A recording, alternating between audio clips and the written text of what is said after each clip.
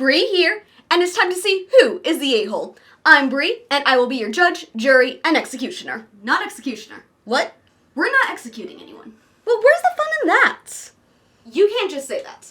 What if people don't realize you're joking? Who says I'm joking?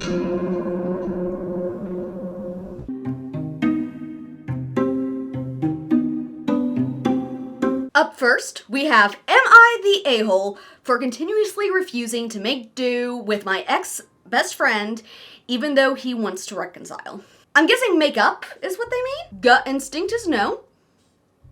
But let's see the full story. I, 17 male, to be 18 in November, used to be friends with Paolo, 18 male, until a few years ago. Something which I'd already mentioned in my first Reddit post back in June. And apparently, due to his annoying pranks, I'd gotten to a point where I didn't feel safe being friends with him anymore. Didn't feel safe. That sounds like pretty extreme pranks. So apparently my mom, 50 female, decided to hang out with his mother, Crystal, for dinner last Tuesday, coinciding with his sister Francesca's 5th birthday, and asked my sister, 19 female, and me if we wanted to come, as if nothing happened and I wasn't still reeling from what happened 3 years ago. Okay, people process things at different times, but it seems to me like still reeling from something that happened 3 years ago might be a little bit extreme. I don't know how bad these pranks were. It is hard to judge without knowing how bad these pranks were. Maybe things were extreme enough that you'd still be reeling 3 years later. My sister open-heartedly told her she couldn't come, and I told Mom I wasn't going to either and would rather stay home. So my mom followed on her plan, went to dinner alone, and met Crystal, and it seemed like they had a nice time while I was happy staying at home. Because guess what?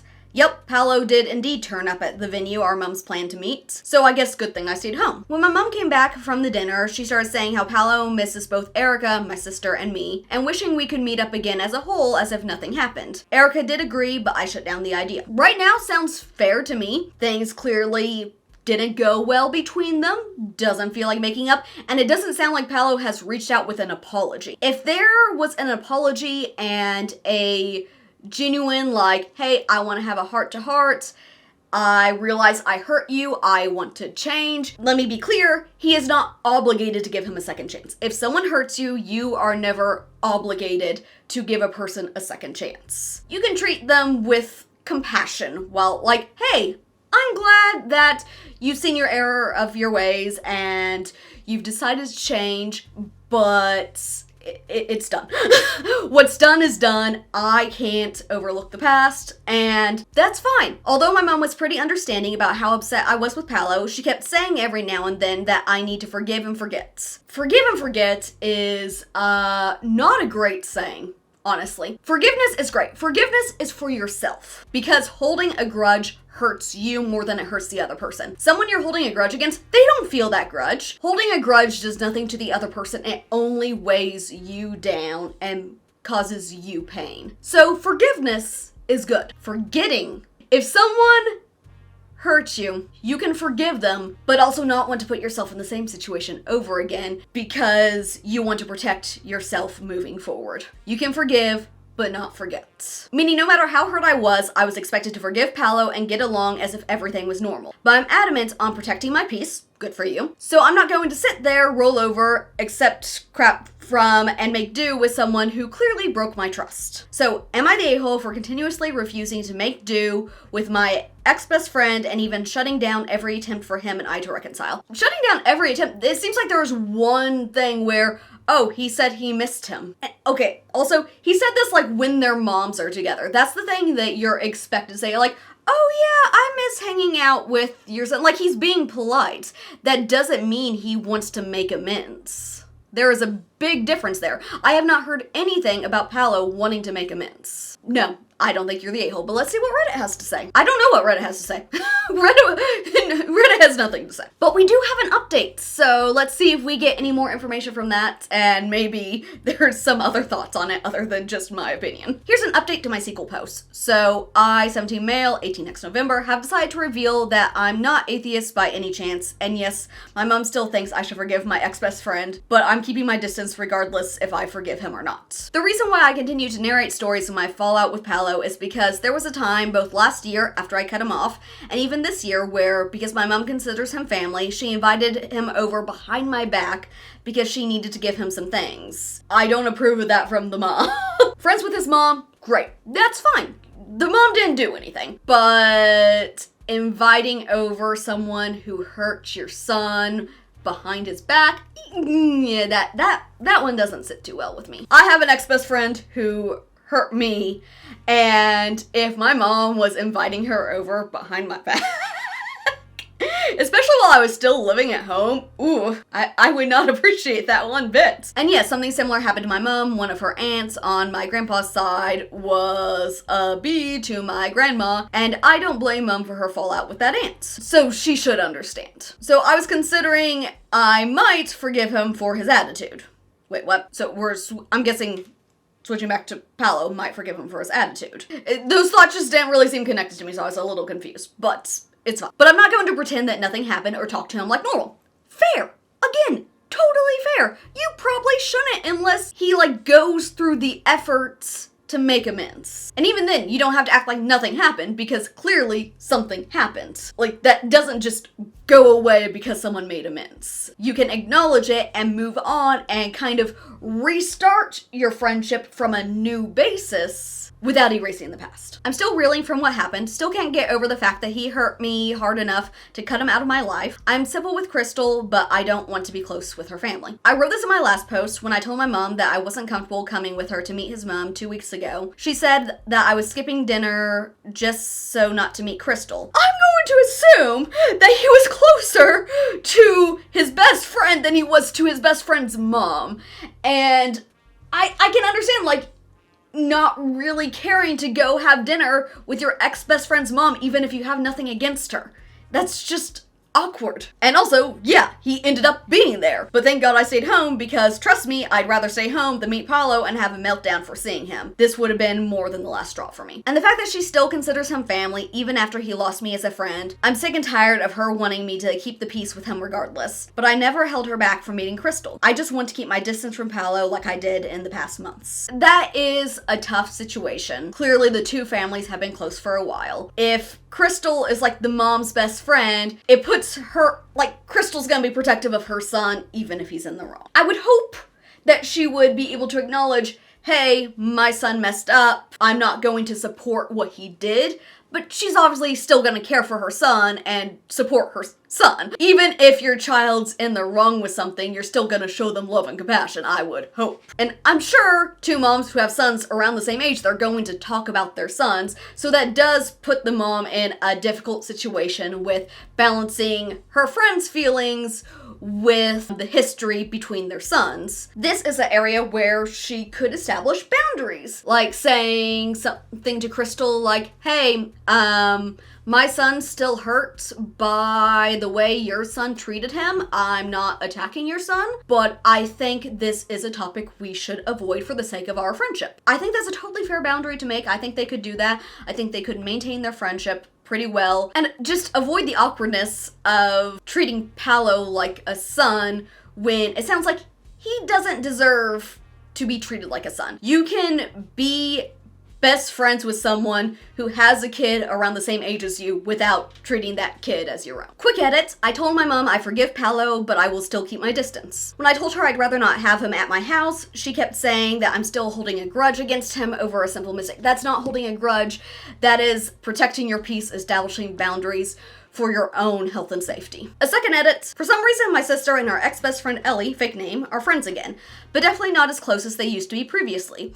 My dad told me that if my sister could be friends with Ellie, he suggested I should be friends with Paolo again. The sister's situation is not the same as his. Everyone's different. She decided to be friends with Ellie again. Fine. That's her choice.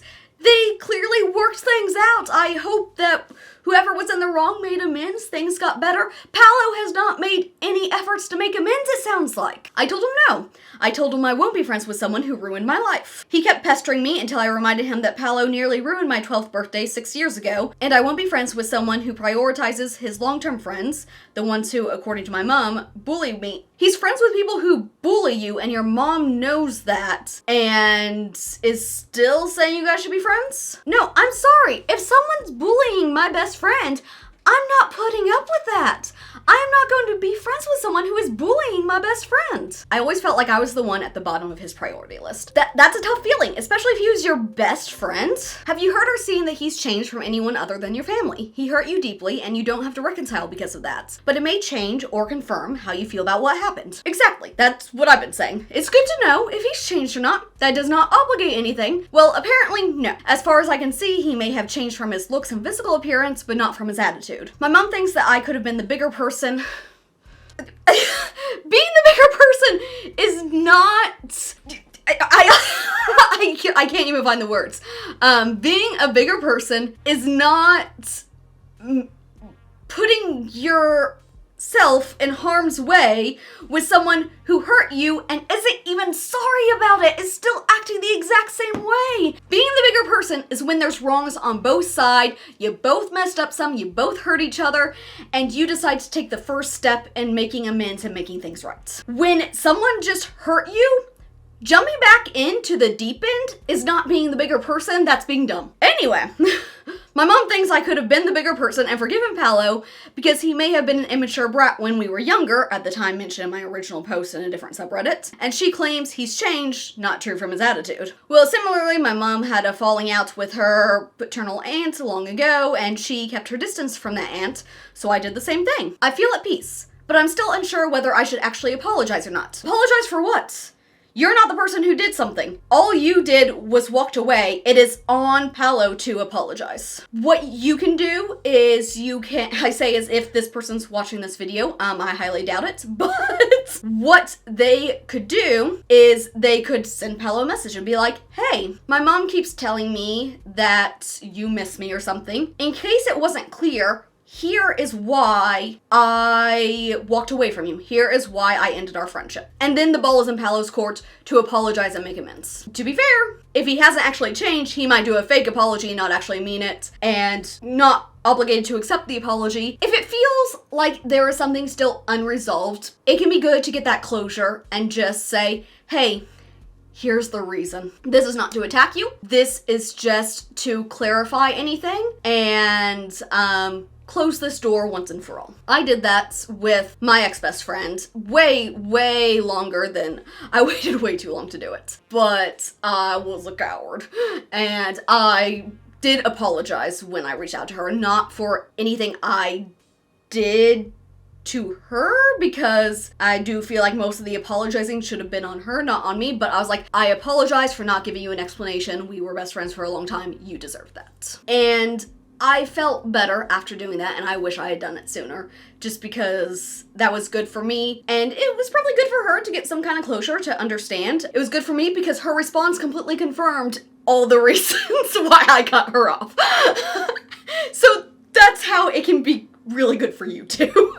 Okay, let's move on to another one. Am I the a-hole for always complaining about my friends? I'm going to say yes. If you're complaining about them, they probably shouldn't be your friends, but let's get the full story. I get that most people probably would be, but I am just very curious about the general thoughts on this and maybe some advice. I always have to complain about my friends to somebody, always somebody who doesn't know them and isn't in their social circle. I mean, I guess that makes it a little better because you are complaining to people who know them. And I mean, if it's just like annoying pet peeves things like, oh, they put the toilet paper on the wrong way, if it's a roommate who's also your best friend, I don't know.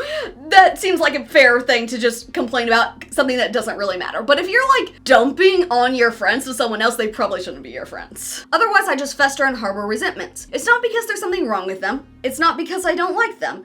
It's just that I cannot cope with the buildup of frustrations over time and need to let off some steam. Once I even told my roommate, it's fair game to me if you want to complain of- Oh, hey, one is a roommate. I told my roommate, it's fair game if you want to complain about me to other people. I don't view it as talking crap behind my back. I understand that sometimes there are behaviors that people exhibit that you know they can't change or you don't even want them to, and telling them wouldn't be constructive at all. But you still need to let it out somehow. I am telling you right now that I will probably do it. I feel like that right there is fair. You're gonna have little pet peeves about your roommate that makes sense, and as long as it's not like trash talking them as a person, it's just their little pet peeve habit kind of stuff, I think that's fair. They were perfectly fine with it at the time, but at the end revealed they resented me for it. Though admittedly, it was after sharing an 18M2, I don't know what that means, 18M2 studio flat for 9 months while both working from home. So we were both fed up with one another. The problem is it creates rifts which are difficult to manage. Yeah.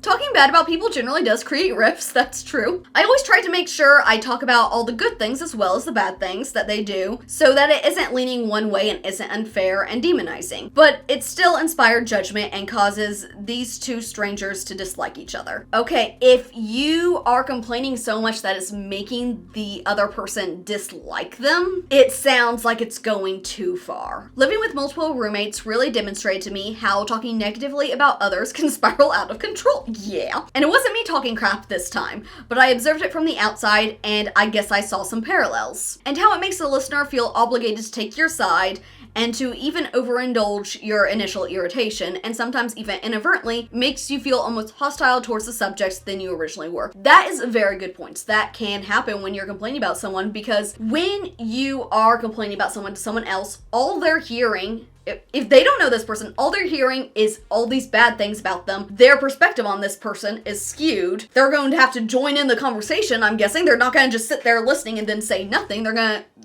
be like, oh yeah, that's terrible. They're terrible. And then you feel validated, and then it just builds and builds inside you until it does cause resentment to build up of suddenly these tiny little issues that wouldn't have been a big deal now morphs into you hating this person because your friend hyped you up in it. I remember one time I was talking to a girl while living in this absolutely tiny space with my roommate, and I said, I love them, but I just hate the way they swallow. Okay, so that is a tiny little pet peeve thing. That I think is a fair thing to just randomly complain about. It doesn't have any meaning. I don't know what it is about it, but they make this weird noise and it drives me nuts when I hear it. So every time they eat, I just have to sit there with my hands over my ears or earplugs. That's fair. I have mouth sounds. Ew, I hate mouth sounds. ASMR.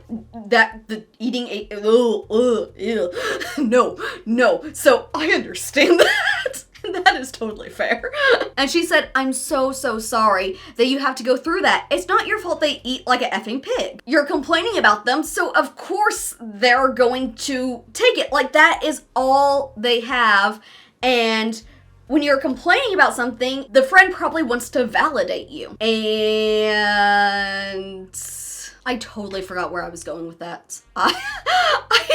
I was saying my sentence and then I was like, wait, what's the right word? And then as I was trying to figure out the right way to say what I was trying to say, I completely forgot everything I was saying. And then I looked at the screen and realized I skipped a whole paragraph earlier. So I'm gonna go back and read that paragraph and then I'll continue on for where I am. I'm just gonna jump around a little bit here. Also, my chair's sinking. I don't want to pull the autism card, but I do have it, so I am more prone to irritation at things other people can't control, like the way they chew or something. That makes sense with the example we got of that is why I have issues with mouth sounds. So, I relate to that. And maybe it's the fact that I relate to that I'm like, oh, that's fine. But again, it's not complaining about them as a person or their personality. It's just a tiny little pet peeve thing. I usually process my emotions best by talking about them, also fair, which probably isn't that good either. I just don't know any other way. That actually gives a lot of context of they process through talking, so when they have these irritations, they want to talk to someone about it, and they obviously don't want to talk to the person because it's just little pet peeve things and they don't want to make them feel bad about it. It is a really tough situation. Complaining about people isn't great. You don't want to paint them as someone they aren't. They did say they try to say good things about the people as well, but negative generally takes priority in people's minds over the positive. If you say all these negative things about them and just as many positive things, the negative things will carry more weight. So you need to keep that the minority. Back to where we were. I hate the way they swallow. I'm sorry you have to go through that. It's not your fault they eat like a pig. Obviously I was like, what? And defended my roommate saying it's my personal issue, not them doing anything wrong. And I ended up ghosting that girl, but this is an extreme example of what happens sometimes. I think that they handled that really well. Hey, I was just complaining about my own sensory issues, not them. I wish there was a way to discuss such frustrations without it spiraling into this weird cycle of complaining and enabling weird hostility. That's fair. That's a fair wish. And I don't know. like I said, maybe just try to keep the complaints in the minority, but even still, things taken out of context can be... Maybe have one go-to person, like your best friend or a significant other, where they understand where you're coming from with these things. Anyway, am I the a-hole for having this habit? I don't think so, actually. I was inclined to say yes, but like I said, it sounds like it's mostly little pet peeve things, which is really just complaining about the effect it has on you and not complaining about them as a person. Edit, I should have properly clarified that it was made with a roommate with whom we had to share a bed and a very tiny studio apartment with no privacy, etc., while both working from home until we can save up for a reasonable apartment together. That would make things build. I think complaining about them or not, and you're going to complain about someone that you are stuck that close to. You're gonna complain about them. The rule was set so that we don't go mad with one another. We were both autistic with baggage, and while we both wanted to do what we could to make the other comfortable and not bother them, we knew that living in such conditions was a recipe for disaster, and it was my idea of alleviating at least some of the inevitable tension. I actually think that's fair, and I think they actually approached it in a fair way of saying, you can complain about me, I'm not going to be offended. That is setting very clear boundaries of, hey, I don't want you, we're already going to have stuff building and tension between us. I don't want the guilt of complaining about me to be something else that comes between us. I get hearing someone say, I'm going to complain about you to someone else, that's gonna rub you the wrong way. Maybe they didn't need to add that part, they could have just let that be kind of an unspoken implication, but I also understand the autistic need to make sure everything's clear and over-explaining everything and being super forthright, so I get that. Okay, so let's see what some of the comments have to say about this. You're the a-hole, get a therapist, and stop the gossip and complaining, no one wants to hear it. Why do people act like getting a therapist is a solution for everything? I don't have that available to me right now. That's fair. Therapy is great, I strongly encourage it, but it's not cheap, and not everyone can afford that. But I will say therapy could be a good solution to this, because then you're able to just vent this, get out your frustrations, talk about your sensory issues, and your therapist might have some tools for you to help you combat that, and it could actually be a productive conversation rather than just complaining, but that's not something that's open to everyone. Not everyone has the resources for therapy, and I get that. You're the a-hole. Start a journal and keep those remarks to yourself. I just don't understand why this is viewed that way. That is a very autistic response of, I just want to understand why this is viewed this way. I just want to understand what I am doing wrong here. Because complaining about little pet peeves, that doesn't sound wrong to me. I feel like everyone does that as long as you're not taking down the person. I don't know, am I the only one that thinks that? Do I sound like a terrible person for being on their side? Starting a journal is actually a pretty good solution though. That way you're able to get it out, but they did say they process through talking. Maybe there's like audio journals. You can start an audio journal and maybe that could help get it out without actually complaining to someone about it. That is actually a pretty good solution. So yeah, it looks like Reddit has dubbed this person the a-hole. I disagree. I think they need to find a better solution. Yeah, I wouldn't say they're the a-hole. Okay, let's do one more really quick one. Am I the a-hole for not wanting to keep being my friend's emotional support after years of the same cycle? Gut instinct is no, but let's see. I, 28 female, have a friend, 24 female, I met a few years back in a toxic work environment. That is a good bonding. When you're in a toxic work environment, you tend to cling to your coworkers and just form bonds. We stayed in contact after that. For years, she has been in a very toxic and sometimes violent relationship. There have been repeated breakups, getting back together, and even situations involving the police. Woo. Every time they break up, she calls me constantly. I listen, give advice, and emotionally support her through everything. But every time she goes back to him, she disappears. No calls, no check-ins, no interest in my life for months. Then when they fight, she comes back and expects me to be there. It's the opposite of a fair weather friend. Like, I've heard of these types of friends. When their life is good and great, they don't care. But the second they have a hole that needs to be filled, they turn to you, and that is exhausting. That is so draining. This cycle has repeated for years. She also makes very poor financial and life decisions, and when I give advice she doesn't like, she pulls away for months. For example, she once wanted to buy a Louis Vuitton bag while dealing with an $18,000 legal bill. Yeah, that's a skewing of priorities. And when I question it, she stopped speaking to me for 4 months. That is so frustrating when you try to give good advice to a friend and they don't listen. This wasn't a friend, but it was a coworker in a toxic work environment, so very relatable. She would complain to me about her toxic relationship, and I would offer advice. I'm like, as someone who's been in a toxic relationship before, I was like, hey, I recognize these signs. You're complaining about this, you see them too. She would just keep venting to me about him, and eventually I'm like, look girl, I want to be there for you. But if you're not going to take my advice, stop talking to me about this. If you're going to dismiss every single thing I say, there is no point to this conversation. I don't want to hear this because it just makes me relive my past. And I might have been kind of rude for doing that, but it was what I needed. Now she's broken up with him again and says she won't go back. She's calling me, telling me I'm the only person she has and that she counts on me. That's where I feel conflicted. I feel guilty stepping back because I know she's in a toxic and potentially violent situation, and that sucks. But it's not your responsibility. At the same time, I feel drained and used. She's not there for me, and the friendship feels completely one-sided. Am I the a-hole for wanting to distance myself, even though she says I'm the only one she has? You are not the a-hole. I understand wanting to be there for someone. I want to solve everyone's problems. I really, really do. But you can't put your own mental health in jeopardy like that. You can try talking to her about it, be like, hey, yeah, I want to be there for you. But if you go back to him again, I am done. And our friendship has always been very one-sided, and I need to start seeing you show up some. And if you don't, I'm done. This is the last straw. This is the last chance. Just lay it all out on the table. And she probably won't like that. She'll probably resent you for it and will probably run away on her own. But at least you tried. Not the a-hole. You've been giving nonstop support for years, and it's okay to set boundaries. You can care about her without sacrificing your own well-being. Exactly. So those are my verdicts. If you disagree with me, let me know in the comments, and if you agree with me, leave a like. See ya.